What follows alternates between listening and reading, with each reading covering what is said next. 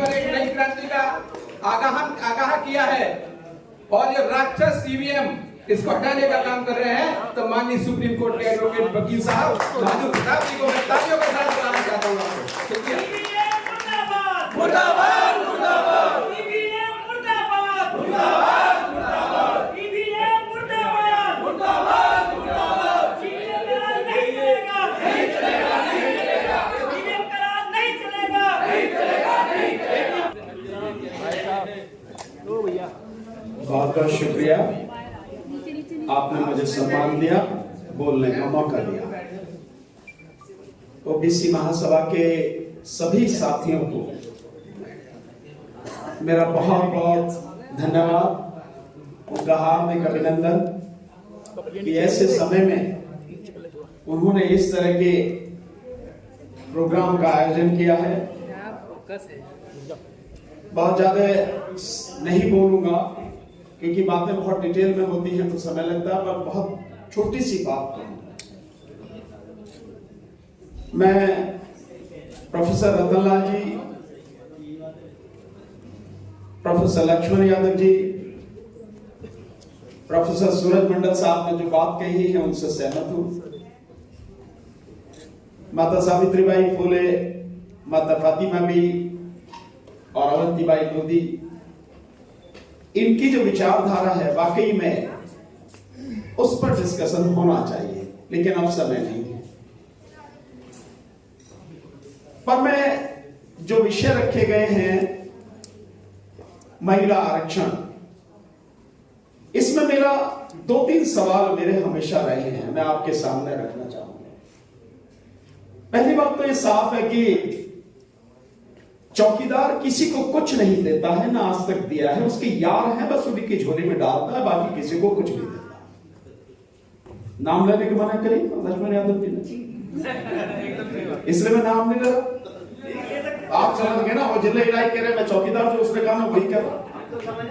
हाँ, दुनिया समझ रही, चौकीदार 56 इंची सब समझते हैं।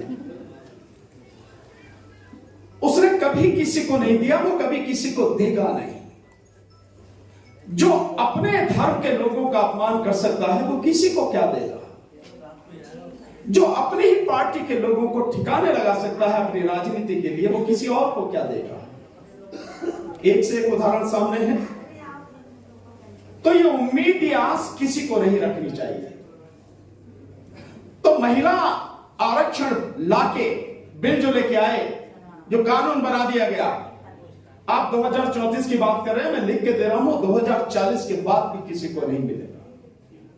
और वैसे भी अगर ये चुनाव 2024 का ईवीएम से हो गया और चौकीदार दोबारा से सत्ता में आ गया, तो ये बिल आप सारी चीजें भूल जाइए, इसकी कहानी ही खत्म हो जाएगी।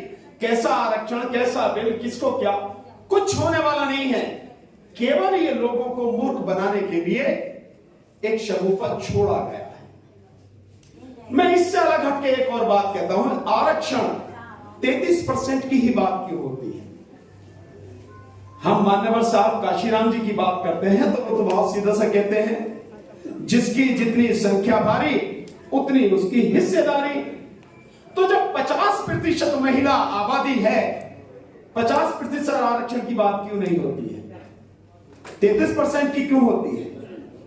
और इसके अलावा एक और बात, क्या लोकसभा में, राज्यसभा में, विधानसभाओं, विधान परिषद में, जिला पंचायतों में, नगर पंचायतों में, नगर पालिकाओं में महिलाओं को आरक्षण देने से ही उनकी समस्या का समाधान हो जाएगा।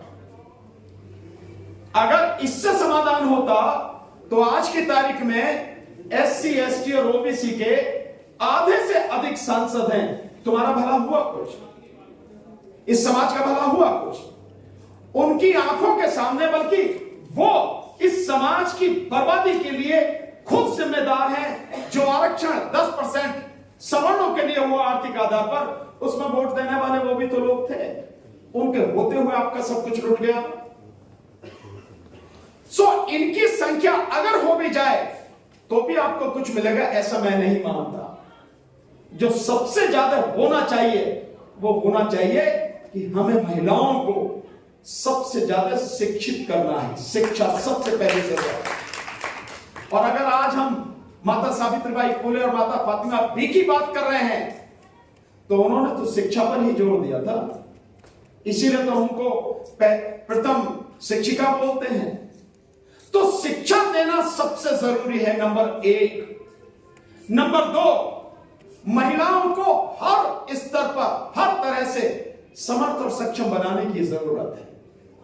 आज हम सब लोग कहीं भी हमारी बहन बेटी जाती है, हमारे परिवार की महिला जाती तो अंदर से डरते हैं कि शाम को ठीक ठाक वापस आ जाए, कहीं कोई दिक्कत तो नहीं हो जाए। क्या कभी किसी सरकार ने सोचा है या कभी किसी संस्था ने सोचा है कि हम अपनी बच्चियों को, अपनी बेटियों को इतना मजबूत क्यों ना बनाएं कि अगर 10-20 लोग भी उस पर हमला करने की कोशिश करें तो वो सबकी हड्डियां तोड़कर सुरक्षित निकल आए?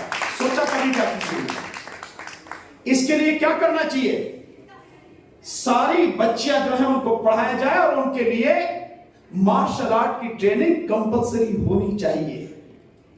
और इसके अलावा वो बुद्धि से बहुत सशक्त हो सके, मजबूत हो सके, उसका एक ही तरीका है कि तथागत बुद्धि की शिक्षाएं हर स्कूल में, हर कॉलेज में, हर इंस्टीट्यूट में लागू होनी चाहिए। जो विपश्यना के माध्यम से उनकी मूल शिक्षा है उसको पूरी तरह से लागू किया जाए ताकि वो बुद्धि के स्तर पर हर तरह से मजबूत हो सके। और फिर हमें अपनी बच्चियों को आत्मनिर्भर बनाने के लिए रोजगार, और रोजगार में भी जो हो सकता है बिजनेस की तरफ, उस तरफ उन्हें आगे बढ़ाने की हमें जरूरत है। जब ये करेंगे और ये श्रृंखला जो होनी चाहिए, ये जो काम शुरू होना चाहिए, ये घर से होना चाहिए, परिवार और समाज से शुरू होना चाहिए और आगे इसको हम ले जाना है ताकि सरकार इसको निश्चित रूप से लागू करे, तभी महिलाओं का भला हो पाएगा। अन्यथा आप कितना आरक्षण कुछ भी कहते रहिए, कुछ नहीं होने वाला है। और दूसरी बात साथियों जो मैं आपसे कहने वाला हूं, जातिगत जनगणना की बात आप कर रहे हैं, क्या केवल जातिगत जनगणना से सब कुछ हो जाएगा? मैं मानता हूं, आप माने ना माने, इससे कुछ होगा नहीं। निश्चित रूप से हमें पता लग जाएगी हमारी संख्या कितनी है, पर आज भी तो मोटे तौर पर हम कह रहे हैं कि हमारी 80% आबादी है, 85%, पर हमने हासिल क्या कर लिया? ये आबादी हमारी 90% हो जाएगी तो हासिल क्या कर लिया? ये मध्य प्रदेश के साथी बैठे हैं, वहां पे 95% आबादी SC, ST, OBC और माइनॉरिटी की है, लेकिन 5% लोग आप पे हुकूमत कर रहे हैं। इतने साल से आपने हासिल क्या कर लिया? इस चीज को समझने की जरूरत है। मुट्ठी भर एक छोटा सा देश विदेश में, ब्रिटेन, इंग्लैंड जिसे बोलते हैं, दुनिया पर राज करके चला गया, और आज भी इस देश में मुट्ठी भर लोग हैं जो इतनी बड़ी आबादी पर राज कर रहे हैं। संख्या से ही अगर सब कुछ हो गया होता तो फिर तो कोई बात ही नहीं थी। संख्या से नहीं साथियों, जो प्रोफेसर रतनलाल जी ने कहा, बुद्धि से, शोध संस्थानों से, ज्ञान से होता है, और हम अगर इकट्ठे हो जाएं उससे होता है साथियों, बिना इसके कुछ होने वाला नहीं है। अब आखिर में एक ही बात कहूंगा, आप किसी से मांग मत कीजिए कि जातिगत जनगणना कराओ, आप सत्ता हासिल करने का प्रयास कीजिए, और उससे पहले जो सत्ता में बैठे हैं उनको जड़ से उखाड़ने की काम करिए। जड़ से उखाड़ने की बात कर रहा हूं, और ये आप तब तक नहीं कर सकते जब तक आप ईवीएम को नहीं हटाओगे। ईवीएम नहीं हटेगी, राहुल गांधी कितनी न्याय यात्रा निकाल लें, जिसको जो करना है करने, आप भी कितने सम्मेलन करने, कुछ भी होने वाला नहीं है अगर ईवीएम है तो, क्योंकि उसके लिए, चौकीदार के लिए यही एक चुनाव है, और इस चुनाव को जीतने के लिए वो जो मन में आएगा वो करेगा। अगर ईवीएम को हमने उखाड़ के नहीं फेंका, वो दोबारा सत्ता में आएगा, उसके बाद तुम्हें किसी काबिल छोड़ेगा ही नहीं। वो सफेद दाढ़ी वाला पता नहीं कब आके कहते नोटबंदी, 8 बजे रात को आता और कहते किसी ने वोटबंदी, क्या करोगे आप? इसलिए उसकी जो चाल है वो केवल और केवल ईवीएम को उखाड़ कर ही होगा, अन्यथा नहीं होगा।